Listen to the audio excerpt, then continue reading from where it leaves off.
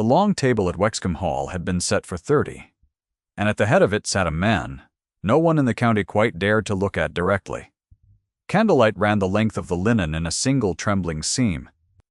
Footmen moved at the edges of the room like figures in a clock.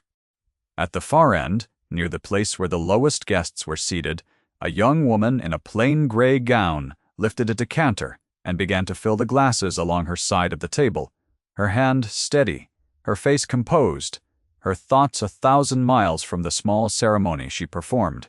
She did not know that 2 of the cups before her had been exchanged to dawn. She did not know that the man at the head of the table had risen before the servants, crossed the cold dining room in his shirt sleeves, and moved 1 glass 3 inches to the left, with the care of a man diffusing something that might still go off. She knew only that the room was watching her, and that the room had already decided what she was. Her name was Margaret Hale, and 6 months ago she had not poured wine for anyone. 6 months ago she had been the daughter of a country physician, with a good name and a small income, and she had expected, in the dim, unexamined way that comfortable people expect things, to go on being that until something better arrived. Then the fever season came through the parish, and her father went out every night to houses he was not paid to enter, and one gray morning he did not come back, and the income died with him because it had never been an income at all, only the fee for his hands and his hours. The creditors were polite. They were always polite. Within a month, she had learned that politeness was the sound a door made as it closed.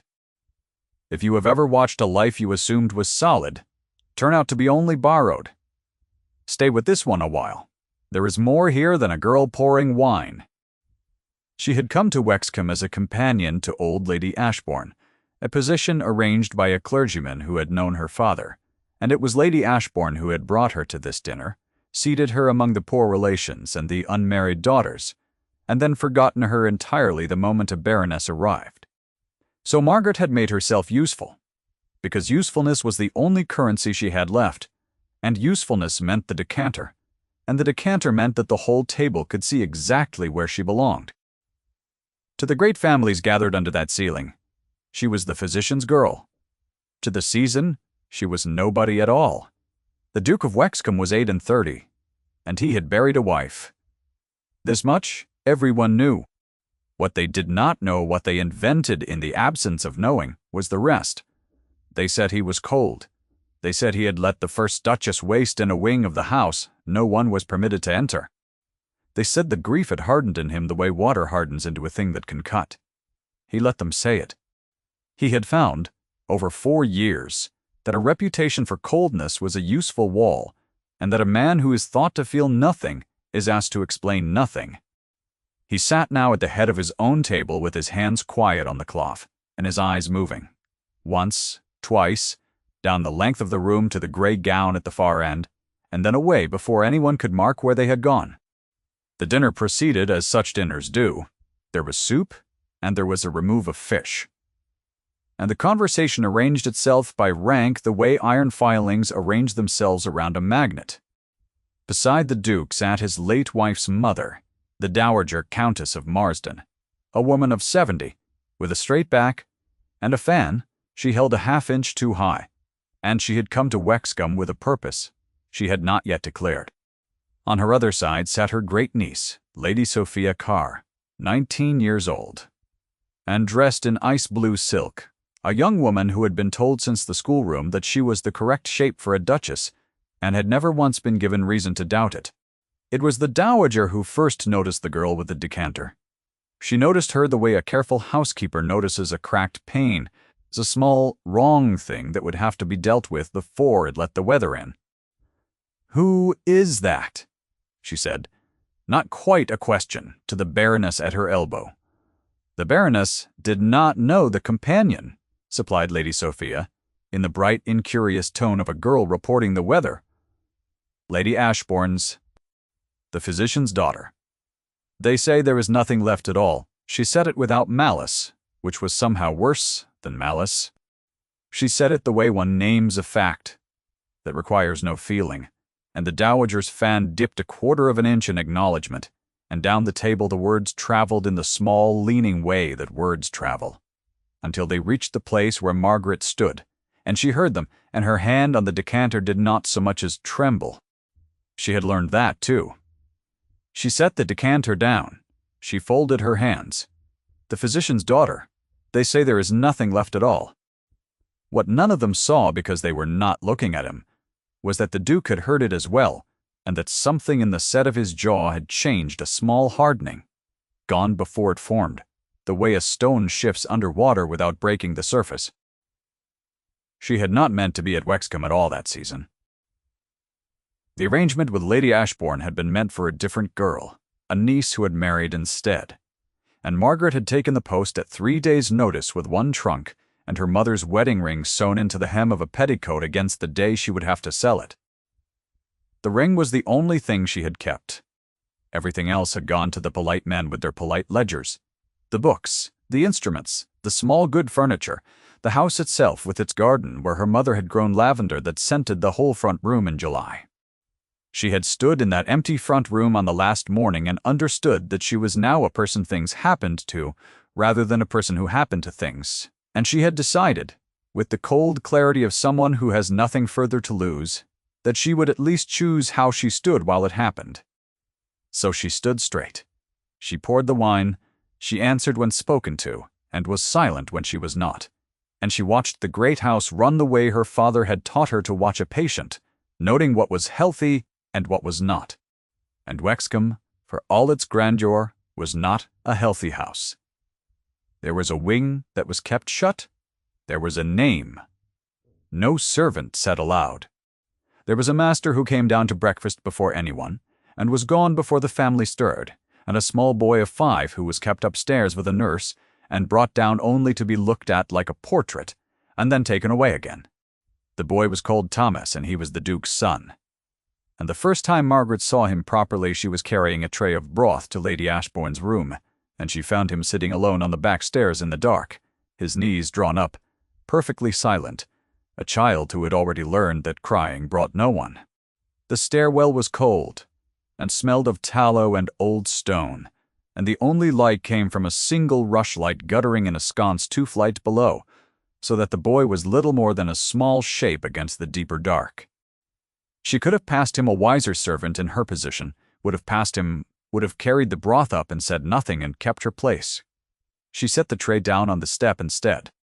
She did not tell him to be brave or ask him what was wrong, because she had learned in her own grief that those were the 2 cruelest things a person could say to someone who could not yet manage either. She sat down beside him on the cold stair, close but not touching, and she let the silence sit with them a while, the way her father had sat in silence beside the beds of the frightened. And after a while she told him in a low, even voice about the lavender her mother had grown in the front garden of the house that was no longer hers, and how the bees would get so drunk on it in the heavy afternoons of July that they would tumble and fall asleep in the open flowers, too heavy with sweetness to fly, and how she and her mother would lift each sleeping bee onto a leaf and carry it inside to the cool of the windowsill until it woke and found its wings again. The boy listened. She felt, rather than saw, the moment his shoulders came down from around his ears, and then he leaned the smallest distance toward her, just enough that his arm rested against hers, and he said nothing. And that was all, and it was a great deal. When the nurse came hunting with a candle, the light swinging up the wall ahead of her, Margaret rose and took up her tray and went on up the stairs as though nothing at all had happened. She did not know that the Duke had been on the landing above. She did not know he had heard the whole of it, the bees and the leaf and the low, even voice, and had stood with his hand flat against the wall, as though the house had moved beneath him. He had not been able to reach the boy in 4 years.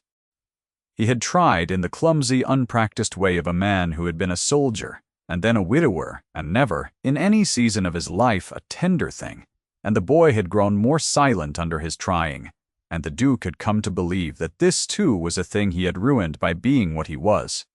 And then, a physician's daughter with nothing left at all had sat down on a dark stair and given the child a story about drunken bees, and the boy had leaned toward her, and the Duke had stood in the dark above them, and felt the wall of 4 years develop a single fine crack.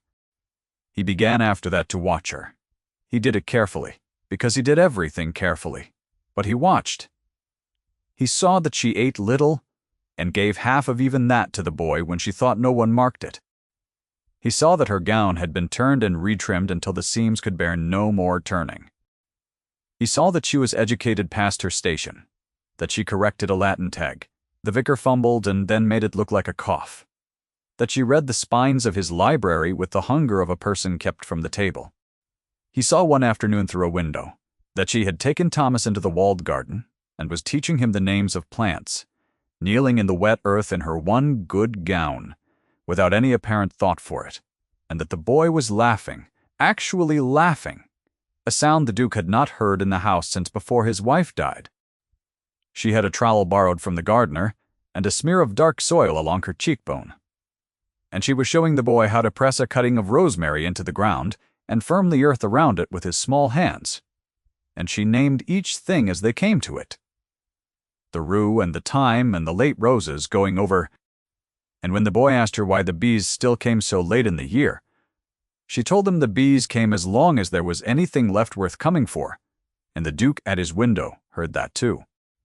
The boy got up and ran the length of the path and came back and threw his arms around her neck, careless the way a child embraces a person he has decided is safe, and she caught him and laughed, and did not push him off, though it must have ground the soil deeper into the only gown she had.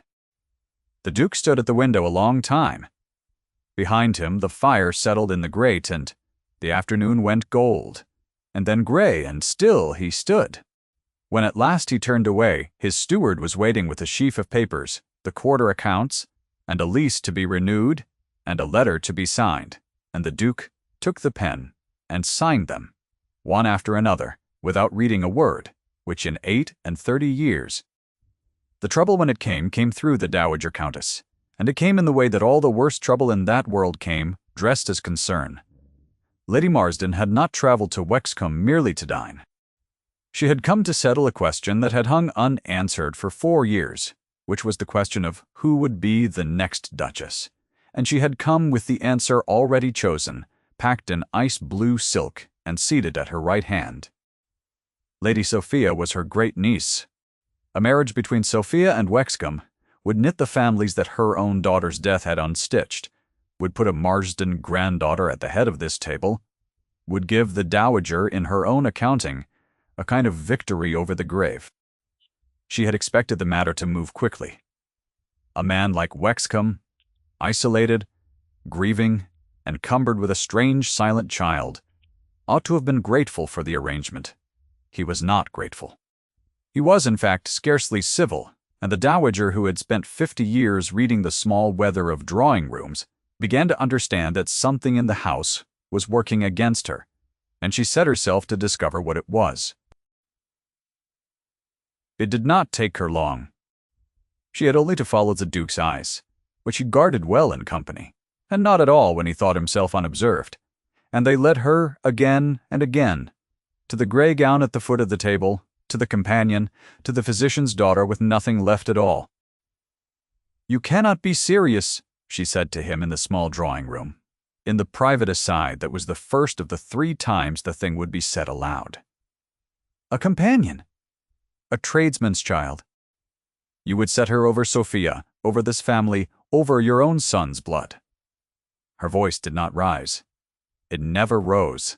"I buried my daughter in this house, Your Grace. I will not see her place given to a girl who pours the wine." The Duke stood at the cold hearth with his back half to her. "You mistake the matter," he said, his voice level. "There is no place being given. Miss Hale is a member of Lady Ashbourne's household." "Then send Lady Ashbourne home," the Dowager said, "and the girl with her." He did not answer that, and his silence was itself an answer, and the Dowager heard it, and from that hour she ceased to regard Margaret Hale as a cracked pane and began to regard her as the weather itself. Margaret knew none of this. She knew only that the house had grown colder toward her in small ways she could not quite assemble into a shape. Lady Ashbourne, who took her cues from whoever was grandest in the room, became sharp. The senior servants, who had been merely indifferent, became watchful.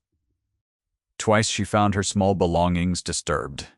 The trunk relatched a hair wrong, the petticoat with the ring in its hem moved from where she had left it, and she sewed the ring into a new place and told no one because there was no one to tell. She went on with the boy. She went on with the decanter. She held herself straight, let the cold close around her like water, because she had decided how she would stand. It was the boy who first showed her that the Duke was not what the house said he was. Thomas had taken to coming to her, slipping his nurse, appearing at her elbow in corridors with the silent persistence of a small animal that has found a warm place. And one wet afternoon he brought her a thing he had taken from his father's study, a small flat case of worn black leather, and he opened it before she could stop him. And inside was a painted likeness of a fair young woman with the boy's exact gray eyes, and beneath it, folded small, a letter in a hand gone brown with time. "That is my mother," Thomas said, in his careful little voice. "Papa looks at it when he thinks I am asleep." Margaret closed the case very gently and took the boy by the hand and walked him back toward the study to return what was not theirs.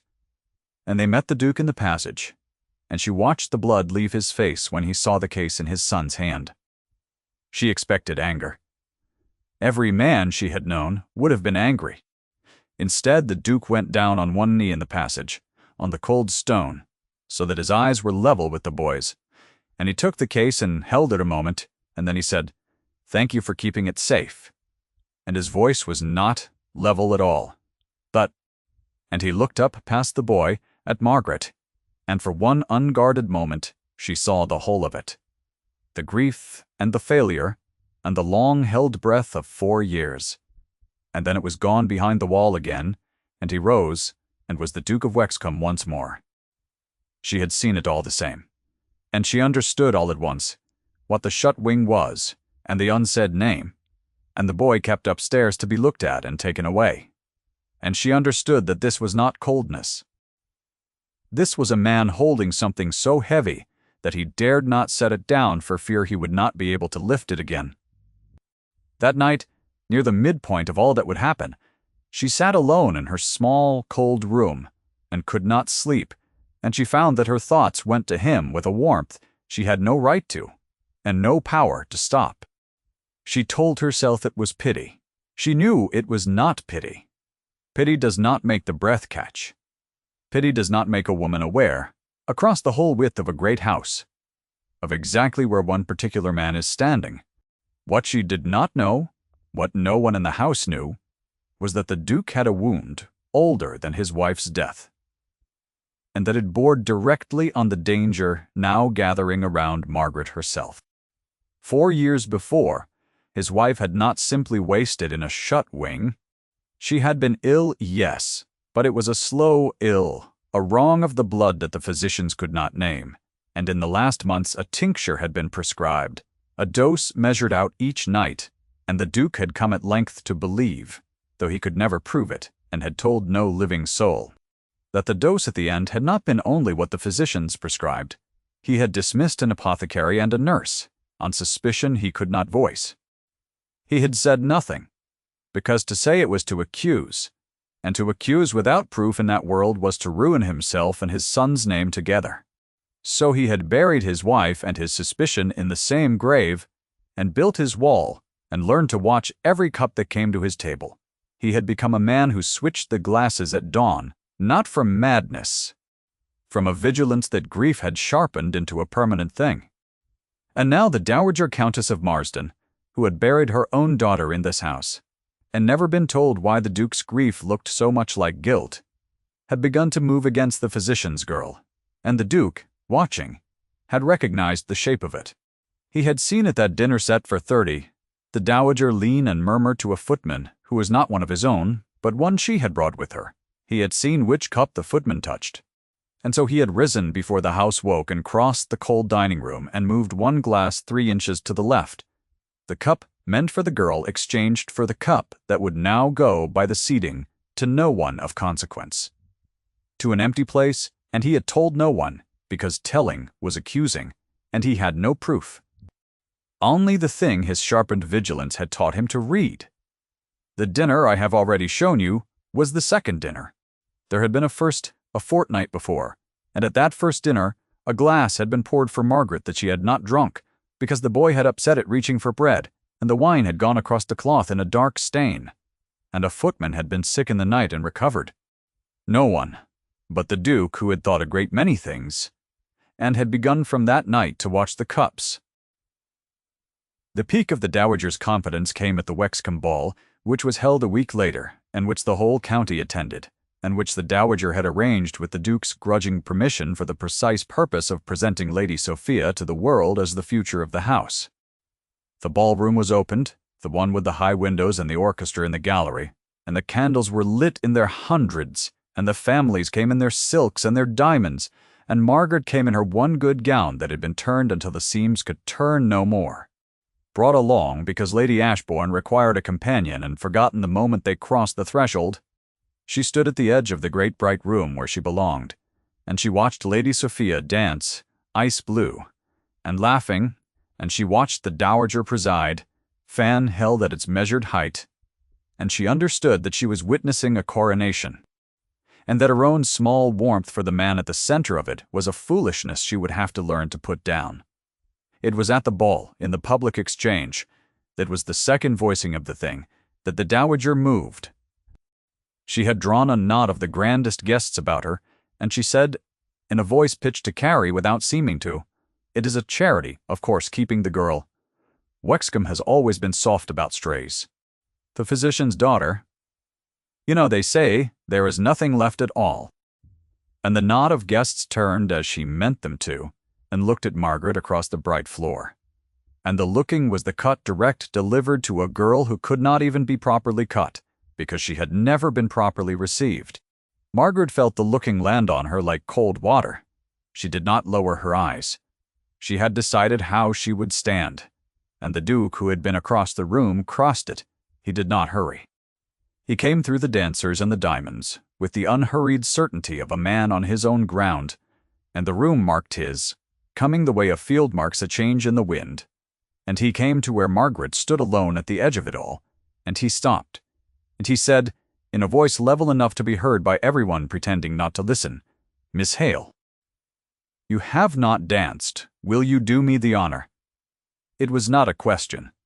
It was a command, and the command was protection, and the whole bright room understood in a single indrawn breath that the Duke of Wexcombe had crossed his own ballroom to ask the physician's daughter to dance, while a Marsden granddaughter stood in ice blue silk and watched.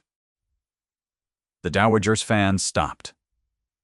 He danced with her once the whole length of the set, and he did not say very much, and what he said she scarcely heard for the roaring of her own blood, but she remembered afterward that his hand at her back was steady, and that he had matched his step to hers without seeming to try.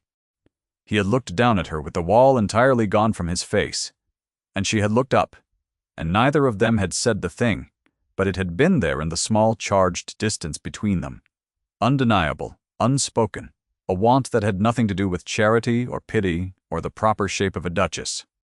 When the set ended, he bowed over her hand and released it, and the cold rushed back into the place where his hand had been, and she went out to the dark terrace to breathe. She did not hear him follow. She felt it, the way she had learned to feel where he was, and she turned, and he was there in the doorway, with the gold light of the ballroom behind him, and his face in shadow. And for a long moment, neither of them spoke. The orchestra began again behind him. Out in the dark, the garden smelled of cut grass and the first cold of autumn. He came toward her until there was almost no distance left, and she saw that his hand had begun to lift, as though to touch her face, and had stopped, hovering, in the space between them, because what came after touching her could not be unmade. "Margaret," he said.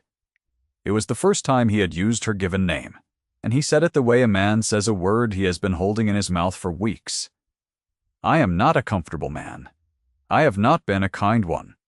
But I will not stand in that room and watch you treat it as nothing, while I have it in my power to stop it." She should have said something proper. She said, "Then stop it, for the right reason, your grace, or do not stop it at all." And her voice did not break, though everything in her was breaking, and he looked at her. and the hand that had hovered came the last small distance and rested, very lightly, against her jaw, and that was all, and it was everything. What neither of them knew was that the dowager had watched them go out and had drawn her own conclusions, and had decided that the matter must be ended that very night before the county went home, with the wrong story in its mouth. The dark moment came at the supper that followed the dancing, which was laid in the long dining room, the same room where the cups had once been switched at dawn, the room I showed you at the very start.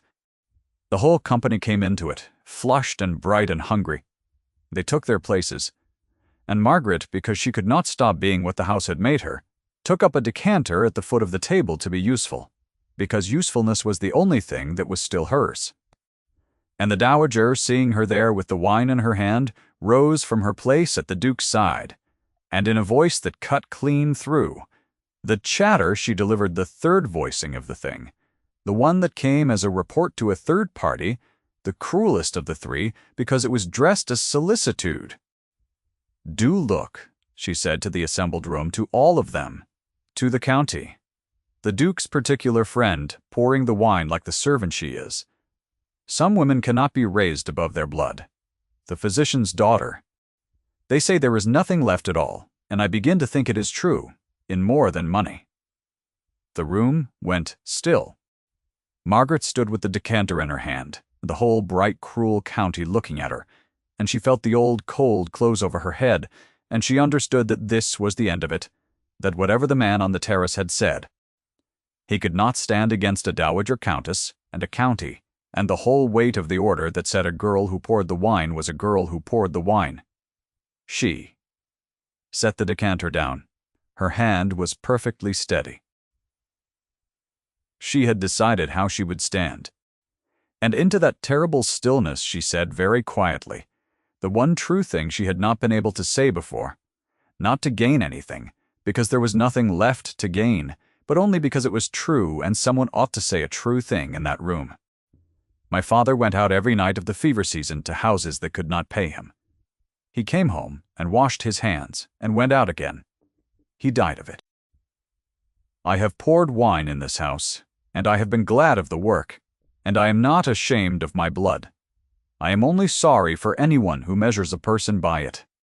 It was not a grand speech, only 4 sentences in a low, even voice, and yet it landed in the stillness the way her father's hands had once landed on a fevered child, and the county heard it, and something in the room shifted, the iron filings turning toward a new magnet, and the dowager found that she had instead been quietly answered, and that the answer was better than she was.